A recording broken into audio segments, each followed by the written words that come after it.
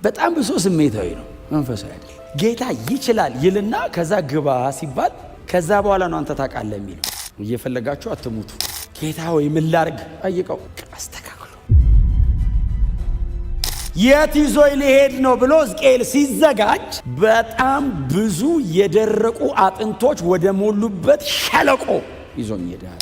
እነዚህ አጥንቶች አለው እንግዲህ ሕዝቅኤል አይኑ ማየት የሚችለው ድረስ ነው የሚያዩ፣ ከአቅም በላይ ነው። በሕይወት ይኖራሉን አለው። አጥንቶቹ ነው ንገራቸው፣ ትንቢት ተናገር ሲለው ሕዝቅኤል እሺ አይደለም ያለው። ምን ልበል? አጥንት ሰብኬ አላቅም፣ አጥንት አገልግዬ አላቅም። 36 ምዕራፍ ሙሉ ትንቢት የተናገርኩትኝ በሕይወት ለቆመ ሰው ነው። አጥንት ከአጥንት መገጣጠም ጀመራል። ብሎ ግጥምጥምጥምጥም ማለት እግዚአብሔር የሞት ያስነሳል። አዎ። በአገር ባንድ ያወጣል። አዎ። ምን ማስረጃ አለ? እግዚአብሔር ልጁን ኢየሱስ ክርስቶስን ከሞት አስነስቶታል። የምርኮ ሀገር ነብይ ነው። በጣም አስደናቂ ሰው። የእግዚአብሔርን ታላቅነት ሉዓላዊ ስልጣኑን የተናገረ ታላቅ ነብይ ነው ሕዝቅኤል። እንደ ሕዝቅኤል የእግዚአብሔር ሉዓላዊ ስልጣን የታሪክ ባለቤት መሆን ታሪክን የሚፈጥር እግዚአብሔር ነው፣ ታሪክን የሚሰራ እግዚአብሔር ነው ብሎ በሕዝቅኤል መጠን የተናገረ ነብይ ማግኘት አይቻልም። ዳንኤልም ይህንን የሚናገረው። ሕዝቅኤል ግን የእግዚአብሔር ሉዓላዊነት እግዚአብሔር የወደደውን ያረጋል ሕዝቅኤል መጽሐፍ ላይ ነው ያለው። የሕዝቅኤል የትንቢት አኪዩሬሲው ባይዘዌ በታሪክ ምርምር ውስጥ እንደ ሪፈረንስ የሚጠቀስ ነው። ዓመት፣ ቀን፣ ወር ምንም አይቀረውም ሲጽፍ እና ማንኛውንም ባሪያ ትሪት በሚያደርጉበት መንገድ ነው ሕዝቅኤልንም ትሪት የሚያደርጉት። ሕዝቅኤል በባቢሎን ቪአይፒ አይደለም፣ ኑሮን እየኖረ ነው። ድንገት የእግዚአብሔር እጅ በላይ ላይ መጣቻል። በመንፈሱ እግዚአብሔር ካለበት አወጣኝ።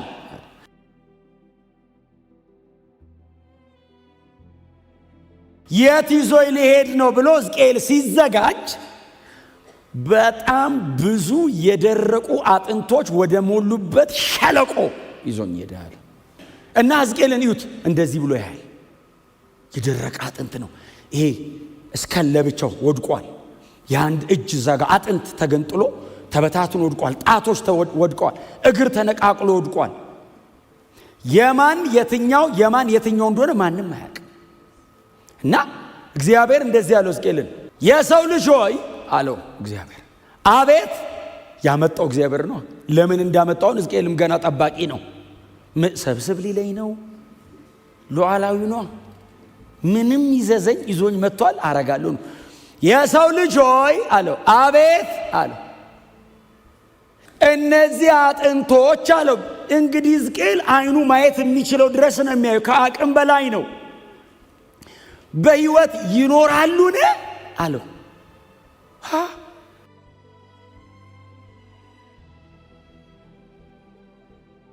ሕዝቅኤል አዎ ጌታ ይባረክ ትችላለህ አይደለም ያለው። ጌታ እግዚአብሔር ሆይ አንተ ታውቃለህ። ሕዝቅኤል አንድ የሞተ ሰው ሲነሳ አይቶ አያውቅም። እንኳን የደረቀ የተከማቸ አጥንት። አንድ የሞተ ሰው ተገንዞ የተቀበረ አንድ ሰው ሲወጣ አይቶ አያውቅም ሕዝቅኤል። የመጀመሪያው ነው። እግዚአብሔር የሞት አይደለም አስነሳለሁ እያለው ያለው። ደርቀው የተበታተኑ አጥንቶች በሕይወት ይኖራሉ ወይ?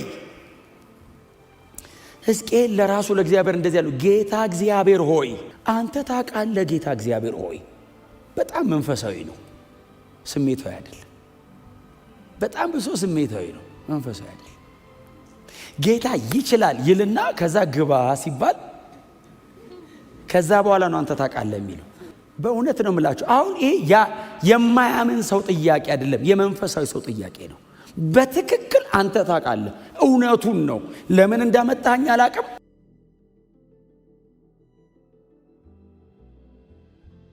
በሕይወት ይኖራሉ ወይ ብለህ የጠየከኝ አንተ ነህ፣ እኔ አላቅም።